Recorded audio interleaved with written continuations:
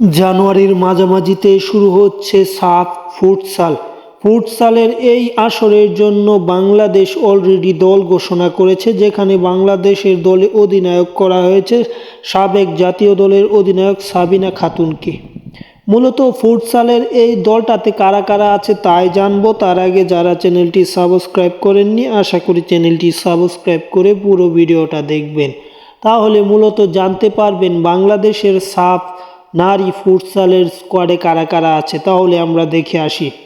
ফুটসালের প্রাথমিক দলে আছে সেইজুতি ইসলাম স্মৃতি, তিনি হচ্ছেন একজন গোলরক্ষক। আছে সাথী বিশ্বাস, তিনিও গোলরক্ষক।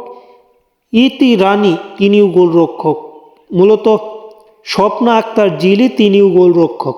এই দলটাতে 4টি গোলরক্ষককে রাখা হয়েছে। আছে সাবিনা খাতুন, যিনি অধিনায়ক।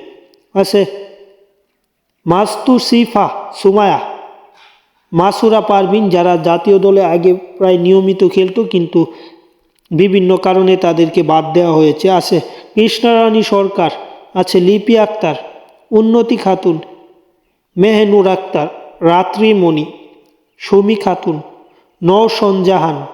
আরও এই দলটাতে আছে নীলুফা ইয়াসমিন নীলা, যিনিও জাতীয় নারী ফুটবল দলে খেলেছে এবং যারা সাব চ্যাম্পিয়নশিপের সদস্য, চ্যাম্পিয়ন দলের সদস্য ছিলেন। মিসরাত জাহান মৌসুমিও আছে এই দলটাতে। আছে মার্জিয়া, নাসরিন আক্তার। সব কিছু মিলিয়ে বাংলাদেশের এই দলটা ভালো কিছু করতে পারে, কেননা বাংলাদেশের এই দলটা মূলত ন্যাশনাল যে ফুটবল দল ছিল সেই দলটার অনেকেই আছে এই স্কোয়াডটাতে।